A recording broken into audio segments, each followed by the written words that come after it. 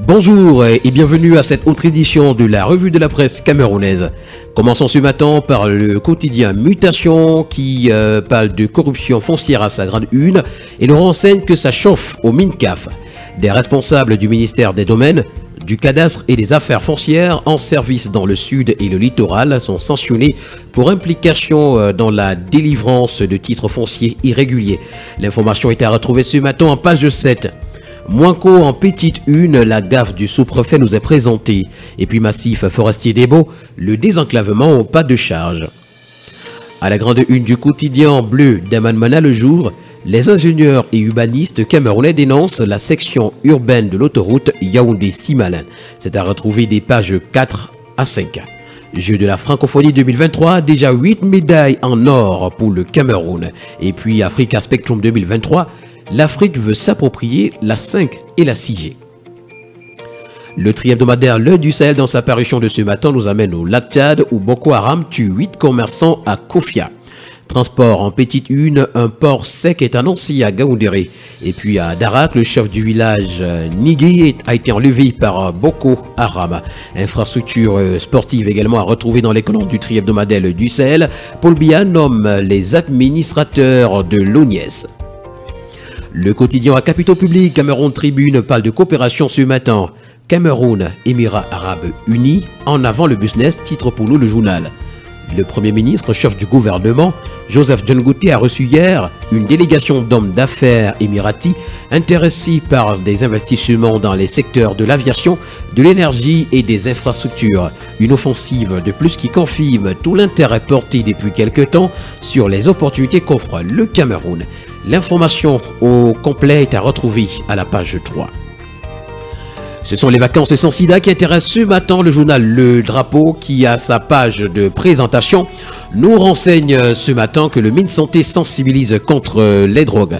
La campagne Vacances sans sida s'engage à sensibiliser les jeunes aux dangers de la drogue et au risque d'infection du VIH-Sida.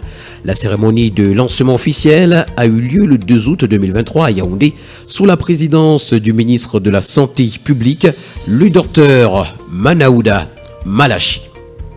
Nous continuons ce matin toujours en santé avec le quotidien Éco-Santé qui s'intéresse à la lutte contre le VIH-Sida et la tuberculose. Les capacités des journalistes du littoral sont renforcées.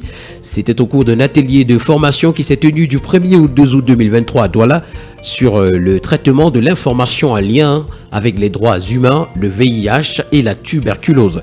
Cette formation qui s'est déroulée dans le cadre du cofinancement CAREGIS pour la mise en œuvre des activités des droits humains dans le nouveau mécanisme de financement du Fonds mondial a donc permis à 20 journalistes d'être mieux outillés pour sensibiliser les populations.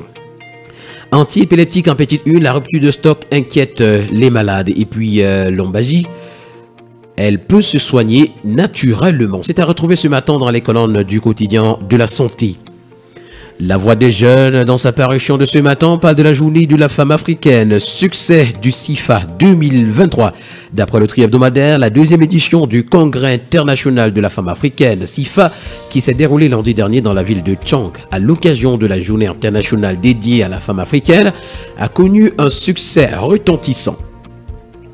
Le quotidien L'Info à chaud parle de la gestion de la FECAFOOT ce matin à sa grande une. L'ultime conseil de Valsero à Eto nous est présenté. À retrouver également dans les colonnes du quotidien L'Info à chaud, raccordement de la canalisation Pipes au réseau existant de la Camwater à Yaoundé, la liste des quartiers où la fourniture d'eau potable sera perturbée les 5 et 6 août est à retrouver des pages 2 à 3. Et puis nomination des administrateurs ONIES, ONAC, Bucrep, l'intégralité des textes du chef de l'État est à retrouver des pages 5 à 10. Et puis terminons ce matin avec le quotidien Nouvel Horizon. Cameroun, 8 674 milliards de francs CFA détournés en 24 ans au Cameroun. En 24 ans au Cameroun, plus précisément de 1997 à 2021, les gestionnaires de la fortune publique ont détourné à eux seuls 8 674 milliards de francs CFA.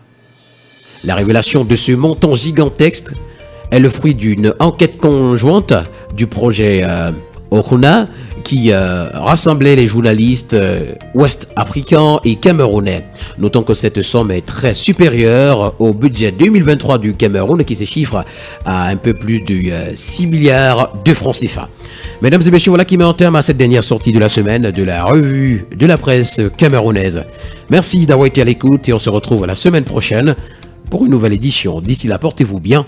Bon week-end.